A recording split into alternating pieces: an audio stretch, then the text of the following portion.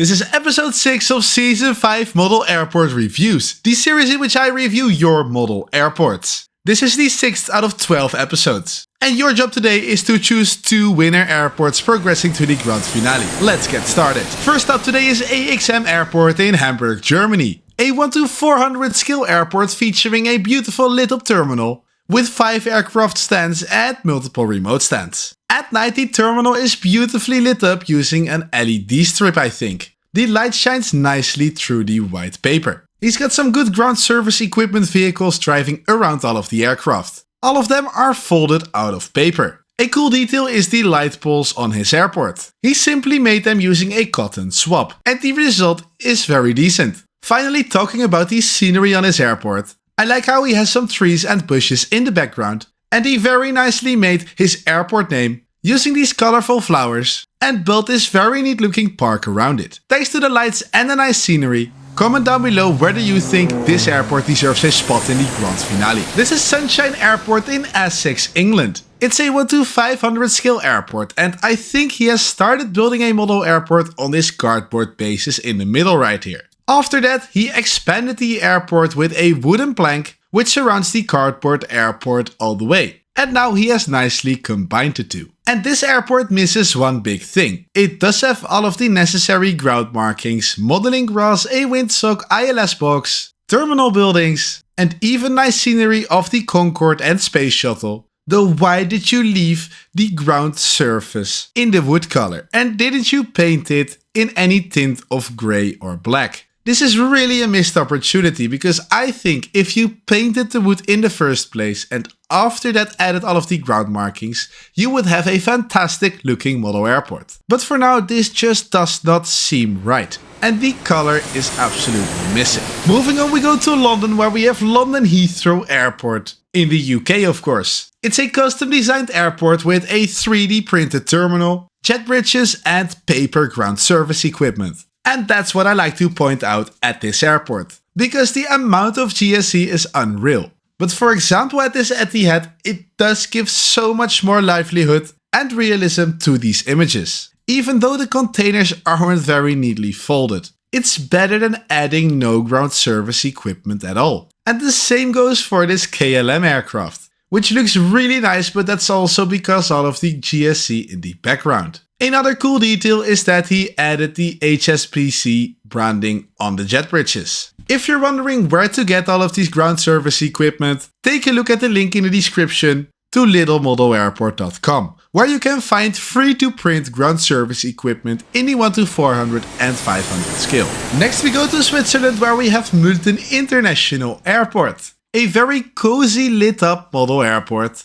with lovely scenery, airport buildings and a nice background. Let's take a closer look. All of these airport buildings seem to be 3D printed, and the hotel here on the left is made out of paper. I like the lettering that you added in the center here. And when we take a look on the right here, we see these remote stands with some DIY built light poles that look lovely. The scenery on his airport is great as well. He added modeling grass, and on top of that are some trees, grass tufts and bushes. I like the Christmas lights here on the right, which give a cozy vibe to the model airport. And finally, a plus for the planning, how he cleverly used the corner of this room to its full extent and even has space underneath to store some excess models and boxes. Overall, a really neat and complete looking model airport in my opinion.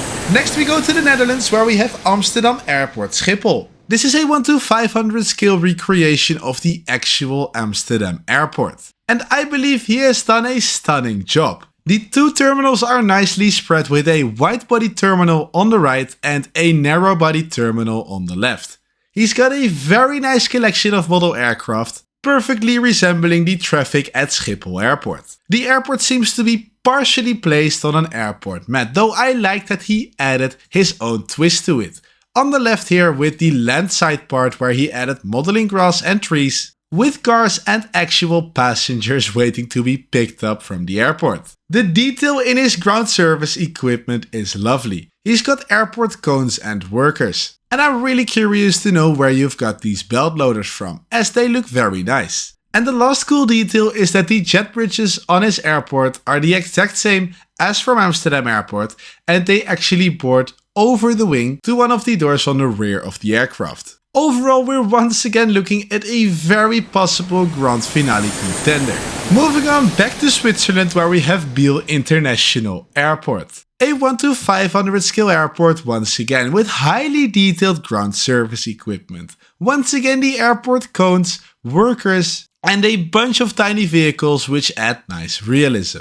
A nice cool detail that he added are the cargo doors which are actually open. What he probably did was use a paper, the underside is black and then it's folded as if the door is actually open. Though I am not sure how he stuck it to his airplane, as using glue would damage the model. The same goes for this Edelweiss A350, which looks lovely, and it has both of the cargo doors on the rear and the front opened as well. Talking about the scenery on his airport, he does have modeling grass, nice ground markings, but I cannot say much about the airport buildings because he didn't supply any pictures of it. Next we go to the USA, where we have Roanoke Regional Airport in Meridian. This 1 to 200 scale model airport once again comes with so much detail. The base of the airport is a ground mat and the terminal has been custom built, which has a lot of awesome details and colors and looks really good. Taking a closer look at the models, we see two United Express CRJs surrounded by all kinds of 3D printed ground service equipment. It's really cool to see the United branding on the GSC as well. And another cool detail is that the passengers here are actually walking up to the air stairs into the aircraft. Really an amazing job and a nice eye for details. At this Allegiant A320, it's refueling and you see the fuel hose actually going from the vehicle into the underside of the wing. Overall, we're looking at a really detailed airport once again. And the fact that the 1 to 200 scale is bigger, so it allows for more detail in the ground service equipment and everything around it, he has very perfectly executed. Therefore, I believe this is a very much grand finale worthy airport once again. We move to the next very scenic airport, namely San Martino Airport in Spanish overseas territory. It's a 1 to 500 scale model airport with a very lovely looking mountainous terrain in the background and also some great looking villas. For the airport part, it's a very tiny regional airport. 2 stands for narrow body aircraft with a neatly looking terminal and a small section for general aviation. But behind this mesh fence is where the real scenery, real nice work at this airport starts, as he's got a lovely mountain. Lovely hilly territory with some greenery, trees and bushes next to it. On the other side of the hill is the sea. And I am really impressed by how he created this terrain. Really a fantastic job. Once again, a great grand finale contender. Be sure to cast your votes down below in the comments again.